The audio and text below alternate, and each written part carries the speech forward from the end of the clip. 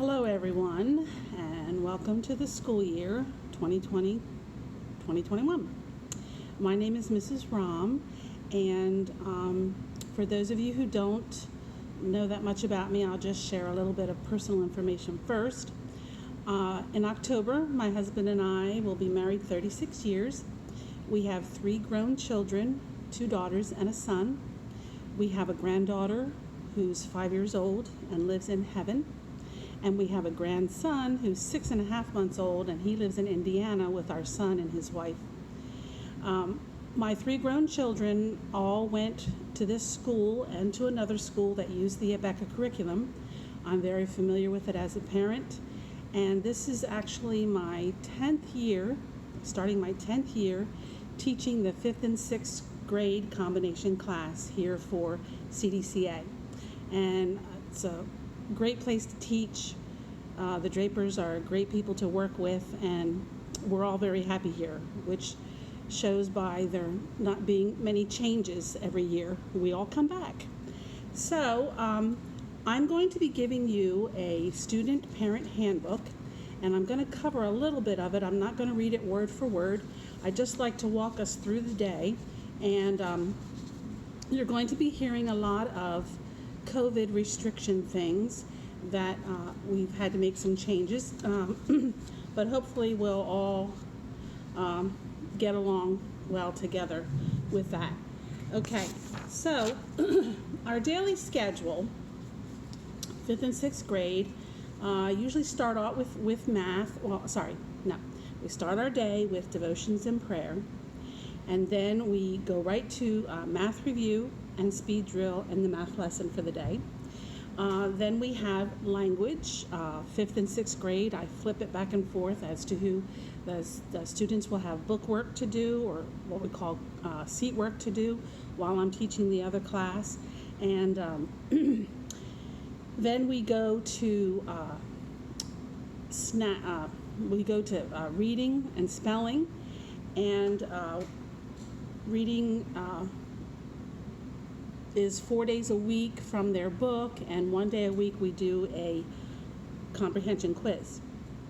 And they also have a weekly reading vocabulary list. The 5th grade has 7 words and the 6th grade has 10 words.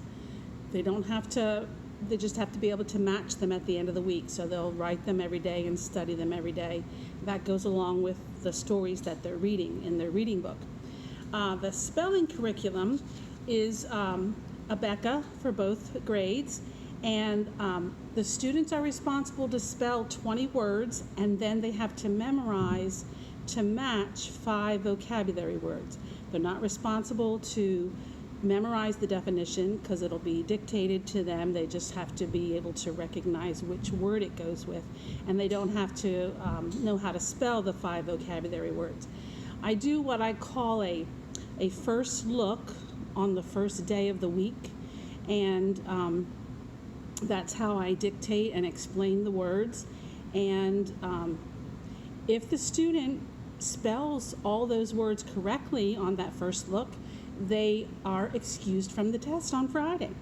Now, they still have to do all the book work, because there's book work that goes along with the vocabulary and is just good for them to do. Not just busy work, it's having them work with the words, and it's good for them to do. So then in the afternoon, Mr. Draper will be coming in. Oh, sorry, I forgot morning snack.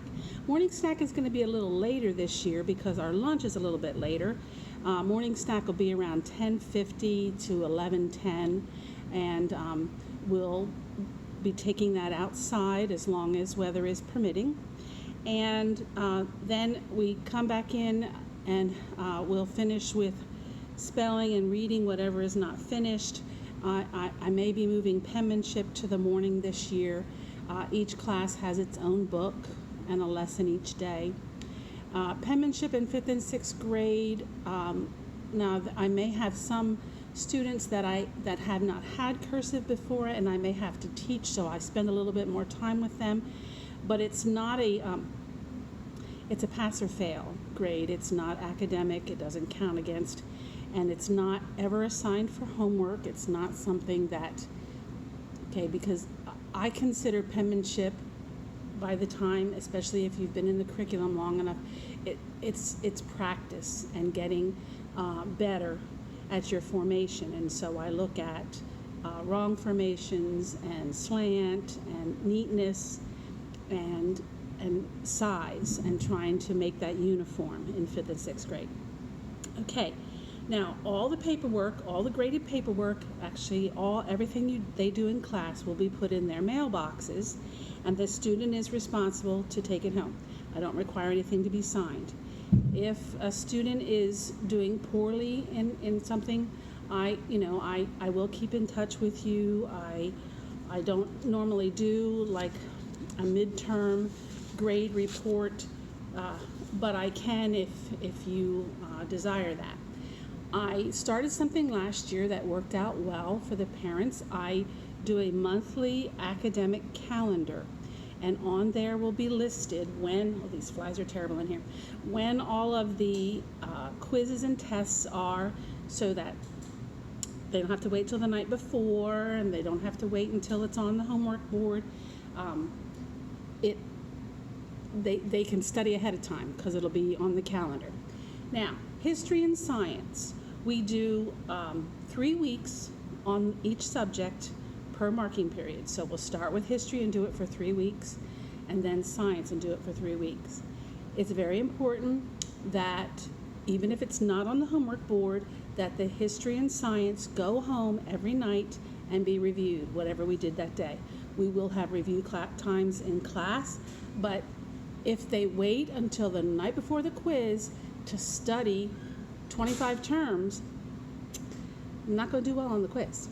So it's very important that sometime, 15, 20 minutes a night be spent on history and science. Okay, students need to get here at 8:15. We start promptly at 8:30. I know Mr. Draper has sent things home about dropping off outside, and so that will be done, and we're trying to keep as little amount of people coming in the building as possible. Now, my discipline. I expect that all students will show respect to the teacher and their classmates and the school property, and common courtesy is to be practiced, and if they don't do their work, they'll be given a warning, and then I don't give punishment for not getting it done, but it does need to be completed. Each day, Mr. Draper comes in. He will be coming in at 12:15 to 1 o'clock and teaching the middle school Bible. That's 5th through 8th grade. And you'll have to see him for his specific procedures for his class. The students will need a Bible and a notebook for that. I believe that was on the list. Our lunch is from 1 to 1:30 this year. Specials are not scheduled at this time due to the COVID restrictions. We would be allowed to have art if you can plan a project that can be done outside. And of course, that's weather permitting. So please feel free to contact me if any one of you are interested in that. We are not allowed to bring in food from home, which means no cupcakes or candy of any kind brought in for birthdays, and we'll not be having any class parties.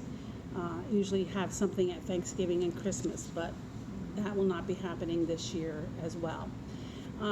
Something that I failed to put on the supply list that you might want to think about is a handheld pencil sharpener. Not a battery operated one because they make too much noise, but a handheld one, and for the student to use at their desk and empty at the end of the day.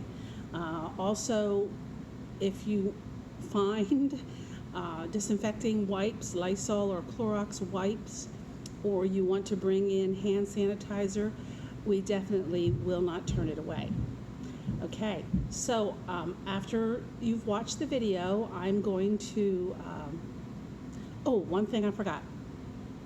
There are no hot lunches this year because we will not be able to use, the students will not be able to use the microwaves because of COVID restrictions. We would have to sanitize them and it would just take way too much time. So lunches need to be cold. You need to put a cold pack in the lunchbox for them to, stay safe, because we can't fit them all in the refrigerators either. And they shouldn't all be in there together anyway. I have procedures lined up for going to the locker. All of my students have a locker. They have a space out in the hallway with a shelf and a hook for extra coats. And they also have extra desk room and extra desks to put things inside the classroom. And if you come Monday night, you'll see what I mean by that. I hope I'm not forgetting anything. Oh, after you watch the video, I'll send a text message. I've written up the schedule. I'll take a picture of it and send it through a text message. If your time that I've assigned you, I've put down the last names. If that time does not suit you, please feel free to contact someone and switch with them. But make sure you just don't come another time, because I can only have 3 people, 3 parents and students in the room at a time.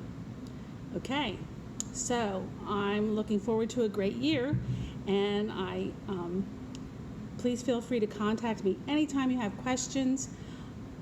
Meeting time is better for me before school. I'm usually here by 7:15, between 7:15 and 7:30. I do the aftercare program, so after school isn't such a good time to meet for me, unless we, you have to do it then, and we can schedule and I can get somebody to cover during the aftercare time. Okay, thank you. Have a great year.